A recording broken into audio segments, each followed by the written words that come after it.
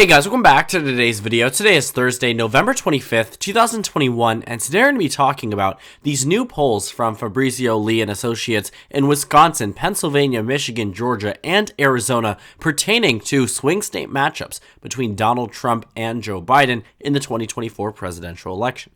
Now, the reason why I want to take a look at this is primarily because early swing state polling data sometimes tells us how the eventual result will be. If you remember back in 2017, if you watched my YouTube channel, I actually made videos talking about some of these new polls from different states. Now, some of them were completely wrong. Some of these had indicated that Missouri and West Virginia were going to be close between Elizabeth Warren and Donald Trump. But when it came down to some of the other swing states, they also indicated that Wisconsin, Michigan, Pennsylvania were shifting by pretty significant amounts. Now, by the time we reached the 2020 election, of course, these were not monumental shifts of 10 to 20 points, but what they were shifts, and they were indicated by this early polling data. In fact, some of the numbers that were established back in 2017 and 2018, if applied to the final result in 2020, could be one of the most accurate polls we have seen, depending on the pollster. But of course, that was just the state of the race then, and this tells us the state of the race today.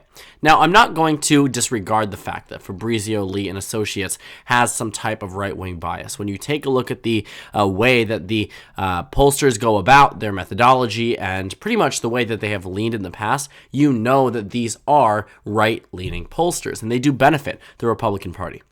And you can see that pretty clearly in some of this data, but it also cannot be fully disregarded. For instance, the Trafalgar Group, which sometimes is completely wrong, sometimes is also spot on. And they do have a Republican bias, but sometimes they can be regarded as one of the top-rated pollsters for any given race. So ultimately, we have to take a look at this, and it does provide us more context about the state of the nation. And honestly, taking a look at the swings in Virginia and New Jersey, these actually aren't that surprising. So, what is it telling us? Well, they polled 5 states. We know which 5 that they polled. They polled Wisconsin, Michigan, Pennsylvania, Georgia, and I believe the state of Arizona. Yes, there it is. So these were actually, just so happens to be, the 5 closest states of the 2020 presidential election when you take out the state of Nevada.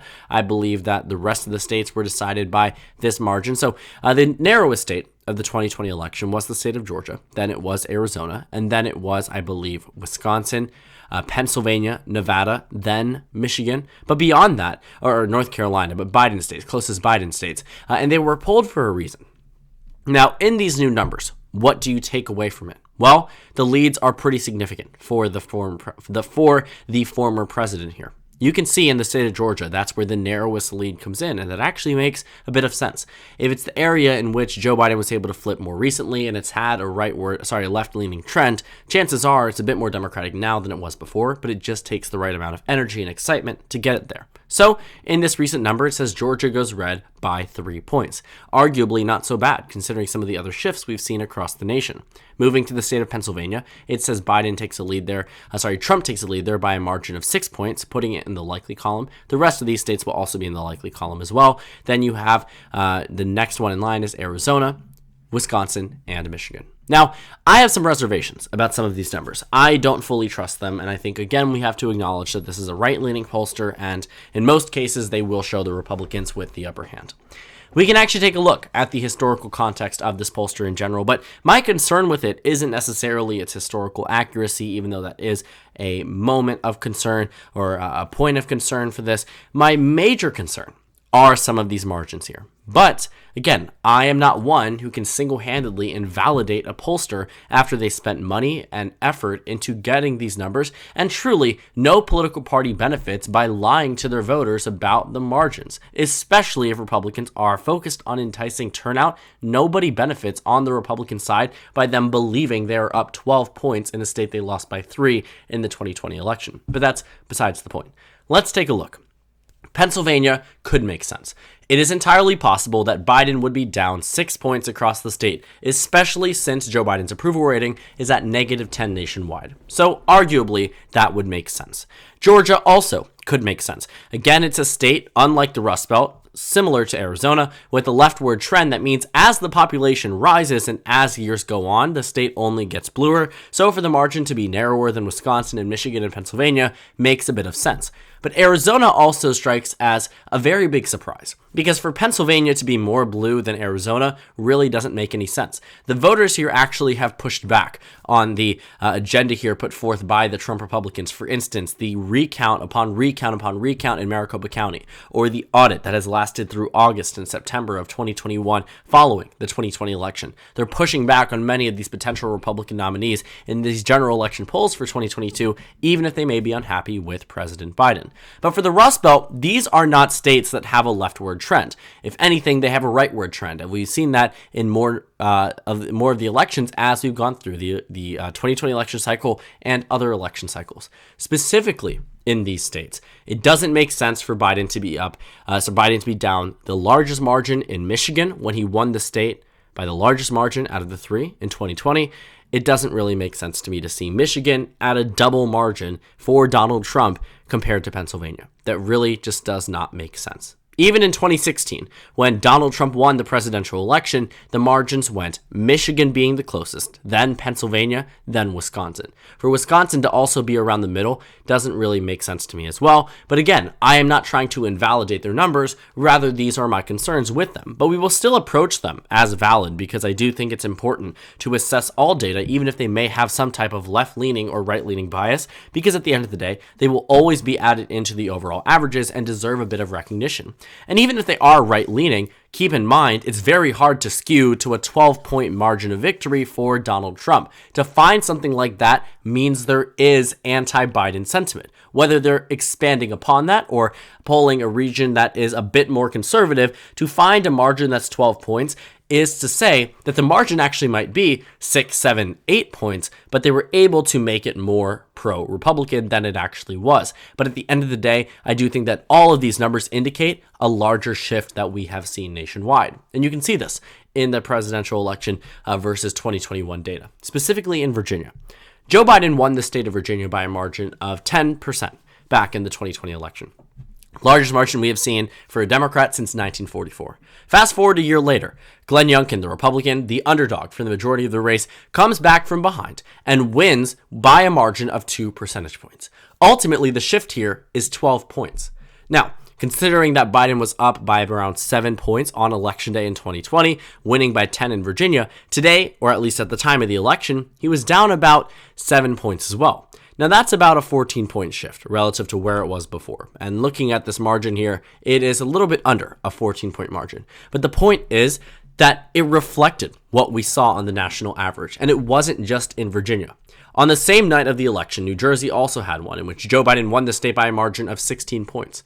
With that 14-point shift, you would expect a Democrat to win by 2 points. They won by 3 points, so slightly outdoing it as they did in Virginia. But the point is, this national shift is reflecting in these partisan politics in these elections in 2021, and could very well do so in 2022 and years beyond if it ends up being just as negative as it is now throughout the remainder of the election.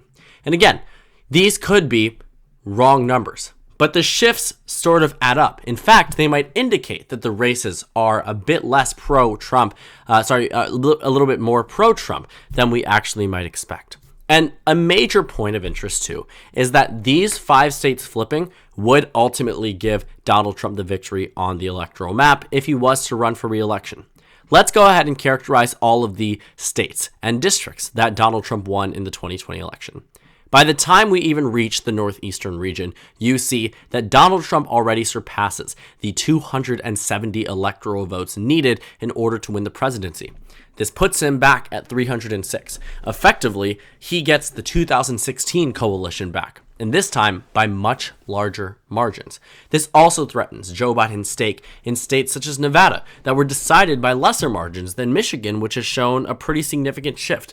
And if these shifts, the average being around 5 to 6%, holds true, you could see states such as Minnesota narrow down. You could see states such as New Hampshire narrow down. The lucky thing for Joe Biden and the Democratic Party is that their margins here, their shifts, if we were to put it that way, are able to withstand many of the average shifts we've seen. I don't think it's actually 4 or 5%. It's more so around 7 to 8% in terms of the overall average. I think Georgia really weighs it down there. But even then, 7 to 8% might get Minnesota. It might get New Hampshire, but it doesn't get Virginia. It doesn't get Colorado. It doesn't get New Mexico. So at most, as it stands right now, the margin for Donald Trump probably at most would be 326 electoral votes if we were going purely based off of what this polling data was telling us about the state of the race today. So looking at the historical accuracy of Fabrizio Lee and Associates, they actually polled the numbers. Now, they weren't working with the exact same pollster, but they did give us data for the 2020 election, and we can take a look. Now, they did early polling data back in 2019, the same way they are doing early polling data for the 2024 race. They're doing it way earlier than we normally would think, but 2019 is still pretty early on. Taking a look at it, they said Biden would win North Carolina. Was that right? No. They said Biden would win Maine. That was correct. They said Trump would win Kentucky. Correct. They said Biden would win Colorado. Correct. And they said Biden would win Arizona. Now, some of these margins are a bit off. In Kentucky, it's off. In Maine, it's slightly off. In North Carolina, it's way off. Colorado, I would technically say way off, but they got it near around where it needed to be. It needs to be at 13.5. It was 9. Arizona was off by about 4 points. Fast forward to March. They come out with a new poll. They say, never mind, Trump is going to win the state of Arizona. Ultimately ended up being wrong there. So sometimes they're right, sometimes they overestimate Republican support, but now they're saying that Trump is up 8 points. If they were off by a margin of about 6 points back in 2020, and they're saying Trump wins by 8, you shift it by the same amount, Trump still ends up winning the state of Arizona, which again coincides with the shifts that we've seen in Virginia and New Jersey and on the national average. In September 2020, they released polls during the COVID timeframe. They said that Biden was going to win Maine's 2nd district. That was wrong, but he did win the 1st district. They said Trump would win Iowa, but only by 2. He won by 8. In Georgia, they said Biden would win by 1. This was the most spot on, one of the few spot on pollsters we have seen from Georgia. This was absolutely correct to a T. In Maine, nearly there. In Colorado, nearly there. In Montana, they were off by about 10 points. So it's really hard to gauge whether or not these pollsters are correct or not, and they are working with different companies at different points in time. The point being that this pollster itself might be individually incorrect in some races and correct in others. And there's no true way of telling for 2024 because the race simply hasn't occurred yet. But to disregard it entirely would be to deny data that should be considered and calculated in the overall average. And considering that we are currently at a deficit when it comes down to, or not necessarily a deficit, we are looking for data for the 2024 election, I am very appreciative that these numbers have come out and been released because they provide us more context about what to expect both in 2022 and, of course, on the presidential level. But I think that not many people would be surprised by this on the right, but many people would be on the left. It does indicate, again, a larger shift across the nation. If the Rust Belt truly was to flip, it tells us that many other states are probably going to end up being very solid for the GOP. No longer would Florida be lean, but now likely. No longer would North Carolina be lean, but now likely. This jeopardizes the Democratic Party's stake in states such as Minnesota, states such as New Hampshire. Now they seem to be in major contention. Same thing in Nevada. What's to say Colorado and New Mexico are off limits if Virginia was just flipped? Taking a look at Virginia's shift, New Mexico would shift under that change. Minnesota, New Hampshire would all go red under that change. Not to mention Iowa, Ohio, Texas becoming safe states.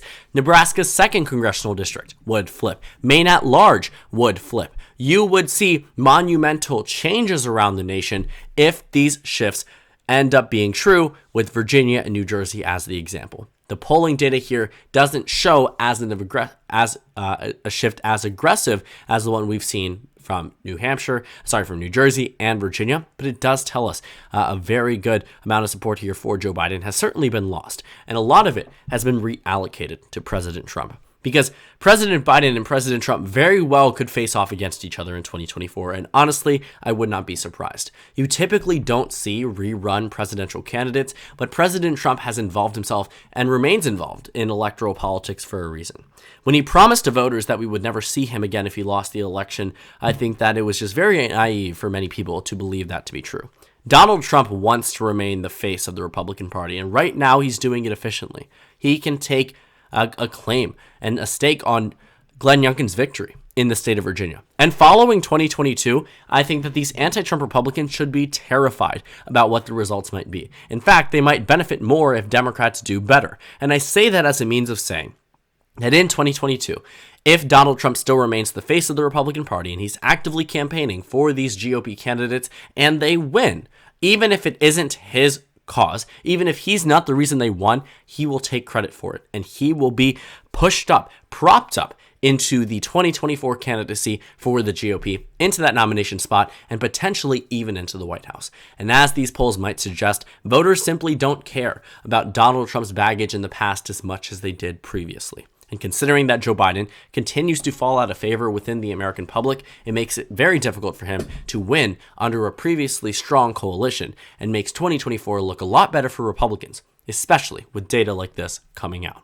So thank you guys so much for watching this video. I hope you had a good Thanksgiving or are continuing to have a good Thanksgiving. I do apologize for uploading about politics on the day of Thanksgiving, but I do think that it is important because I also have many more topics to explore in the coming weeks, especially as we get into the 2022 primary midterm election cycle. So just a lot to cover, not a lot of time before we actually reach these super contentious points. But again, thank you guys so much for watching, and I will see you all tomorrow.